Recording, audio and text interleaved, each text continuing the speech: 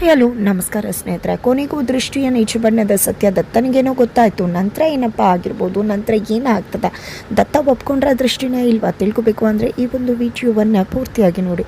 ಇಲ್ಲಿ ಶರು ತನಗೆ ಸತ್ಯ ಗೊತ್ತಾಗಿದೆ ತಡ ಬ್ರಹ್ಮಾಸ್ತ್ರವನ್ನು ಪ್ರಯೋಗ ಮಾಡೇ ಬಿಡ್ತಾಳೆ. ಒಂದು ಬ್ರಹ್ಮಾಸ್ತ್ರಕ್ಕೆ ನಿಜವಾಗ್ಲೂ ದೃಷ್ಟಿ ದತ್ತನ ಪ್ರೀತಿ ಚಿತ್ರವಾಗೋಯಿತು. ಹಾಗಿದ್ರೆ ಅವರ ಬದುಕು ಚಿತ್ರವಾಗೋಗುತ್ತಾ?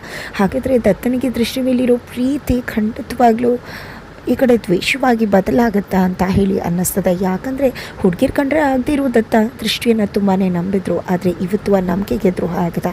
ಇಲ್ಲಿ ಶರು ಉರಿಯೋ ಬೆಂಕಿಗೆ ತುಪ್ಪ ಸುರಿಯೋ ರೀತಿ ತನ್ನ ತಮ್ಮಂಗೆ ಅನ್ಯಾಯ ಆಗೋಯ್ತು.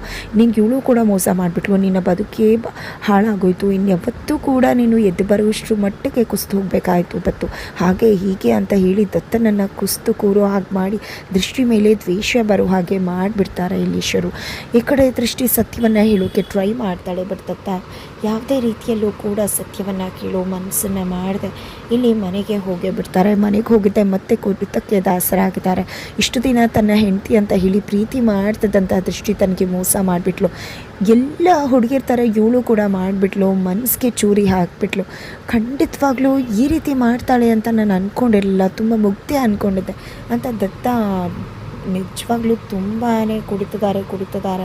ಅಷ್ಟರಲ್ಲಿ ಈ ಕಡೆ ದೃಷ್ಟಿ ಇಲ್ಲ, ನಾನು ಸತ್ಯ ಹೇಳಿಬಿಡ್ಬೇಕಿತ್ತು, ತಪ್ಪು ಮಾಡಿಬಿಟ್ಟೆ, ಮೊದಲೇ ಸತ್ಯ ಹೇಳಿ ಅವ್ರಿಗೆ ಅರ್ಥ ಮಾಡಿಸ್ಬೇಕಿತ್ತು, ನನ್ನದೇ ತಪ್ಪಾಗಿದ್ದು, ಹೋಗಿ ಅವ್ರ ಹತ್ರ ಎಲ್ಲ ವಿಷಯ ಹೇಳೋಣ, ಅವ್ರು ಒಪ್ಕೊಂಡ್ರೆ ಅವ್ರ ಜೊತೆ ಇರೋಣ, ಇಲ್ಲ ಮನೆ ಬಿಟ್ಟು ಹೋಗೋಣ ಅಂದ್ಕೊಂಡಿದ್ದೆ. ದೃಷ್ಟಿ ದತ್ತನ ಬಳಿಗೆ ಬರ್ತಾಳೆ.